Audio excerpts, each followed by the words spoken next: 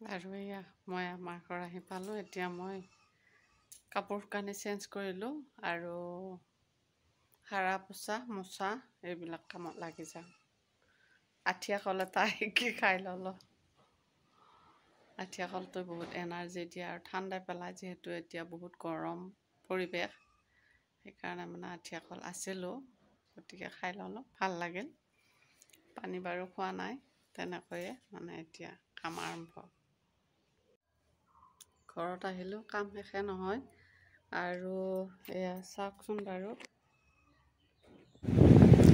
আৰু চাওকচোন, ঘৰত সেইদিনাখনে ৰাতি থকাকৈ গৈছিলোঁ আৰু দুপৰীয়া সময়তে 2-2:30মান বজাত যিহেতু ঘৰ পালোঁ, সেইকাৰণে মানে অলপমান জাগা জমিবিলাক মানে জুই জ্বলাই চাফা চুফা কৰিবলৈ মন গৈছিলে, যিহেতু শনিবাৰো আছিলে। আৰু এইডাল কঁঠাল হ'ল চাওকচোন, আমাৰ কঁঠালৰ গছডালত কঁঠালবিলাক পুৰত হোৱা নাই বহুত বেছি ভালকৈ, যিহেতু সেইডাল অলপ মানে নুমলীয়া কঁঠাল চাগে, সেইকাৰণে মানে এনেকুৱা হৈছে। গছত ঠানি চানিবিলাক কটাৰ কাৰণে অলপ গছবিলাকৰ ফলবিলাক সোনকালে নিদিয়ে, এনেকুৱা হয়। আৰু বাহিৰত ইফালে সেইখিনি জুই দি থৈ অহাৰ পাছত, সেই জাবৰখিনিত জুই দিয়াৰ পাছত আকৌ পাতত বাঁহৰ চুপবিলাক আছে যে, বাঁহৰ পাতবিলাকে বহুত লেতেৰা কৰে। আৰু এয়া জবকাখন লৈ আমাৰ এওঁ মানে বাঁহৰ পাতবিলাক চাফা কৰিছে। আৰু এতিয়া গধূলি সময় হৈছে, গধূলি সময়টো মোৰ অতি প্ৰিয়। আৰু এয়া চাওক, পৰিৱেশটো অলপ আপোনালোকৰ লগত শ্বেয়াৰ কৰিছোঁ। আৰু চাকি বন্তি ধূপ ধূনাখিনি দিলোঁ।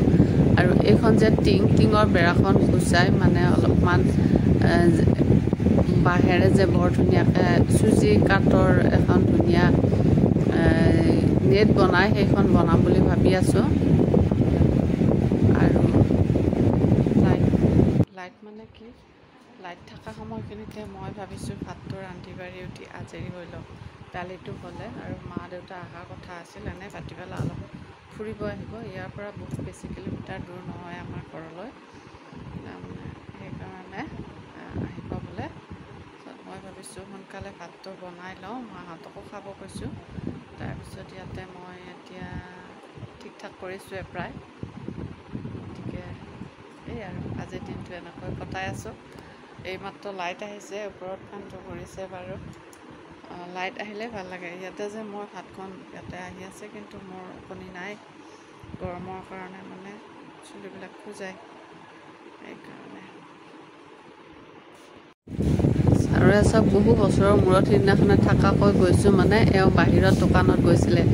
দোকানত যাওঁতে মানে দুজন বন্ধুক লগ পালে, আৰু তেওঁলোকেও মানে ফূৰ্তিতে আমাৰ ঘৰত আহিছে।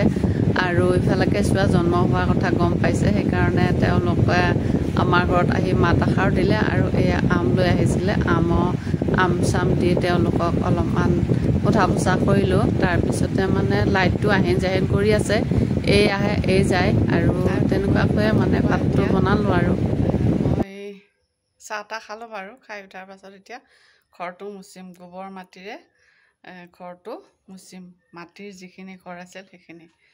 গতিকে আৰম্ভণি কৰি লৈছোঁ বাৰু মোৰ ব্লগটো। যোৱাকালিৰ পৰাই কৰি আছোঁ, অলপ অলপ এনেকৈ দি দিম। ইয়াতে এটা ভিডিঅ' আপলোড কৰিছোঁ, আজি বাৰু পাব্লিক কৰিম, গতিকে চাই থাকিব। আনলিষ্টেড হৈ আছে, চাবচোন বাৰু। এইবিলাক গোবৰ সিঁচৰিত কৰি দি দিছোঁ। তাৰপিছত মানে এইটো মচিম আৰু। এতিয়া চাব গ'লে মানে কি হয় জানেনে, যিখিনি ঠাইত মাটি আছে সেইখিনি ঠাইয়ে ঠাণ্ডা, আৰু পকা জেগাবিলাক বহুত গৰম। মই ভাবিছোঁ গোটেইখিনি মাটিয়ে থাকিলেহেঁতেন যদি বহুত বেছি ঠাণ্ডাই পৰিৱেশ হ'ল হয় ৰুমকেইটা। আৰু এয়া মই গোবৰ মাটিৰে যিহেতু মুচি দিছোঁ, ইমান ঠাণ্ডা পৰিৱেশ লাগিছে যে মোৰ বহুত ভাল লাগিছে। সিফালৰ ৰুমটো গোবৰ মাটিৰে মুচিলোঁ, এখন হাতেৰে মানে মোচাত অসুবিধা হৈছে, আৰু বাঢ়নীডালো গোটেই ভাঙি গৈছে। তথাপিতো মানে কিবা কৰি ৰুমটো মুচিছোঁ। আৰু তাৰপিছতে ভাতটো বনালোঁ, কণী চণী দি। এইবিলাক দুখন ঘৰ যিহেতু, ইয়াতেও তাতেও চিম্পুলকৈ খানা বনাইছোঁ। আৰু এয়া হ'ল মচুৰ দালি, তাতে মিঠাতেল আৰু পিঁয়াজ নিমখ দি পেলাই এইখিনি অলপ চাটনিৰ নিচিনা কৰিছোঁ।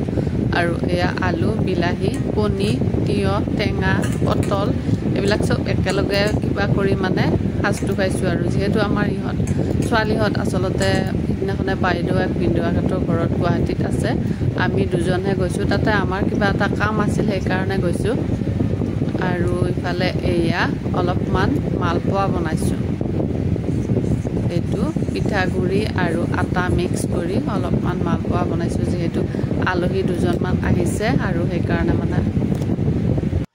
বোলো অলপমান মালপোৱা বনাওঁ চাহ আৰু এয়া ভাত পানী খাই বৈ উঠি আজৰি হৈছোঁ বাৰু আমি এতিয়া যাব ওলাইছোঁ 6টা বাজিল আৰু ইয়াতে ভাত পানী খালোঁ আলহী কেইজনমানো আহিল আলহী অৱশ্যে ভাত পানী খোৱা নাই চাহ জলপান খাই গ'ল তাৰপিছতে মানে আমি যাব ওলাইছোঁ গাড়ীত বহি আছোঁ তালা চালা মাৰিব গৈছে গতিকে চাই থাকিব মোৰ ব্লগবিলাক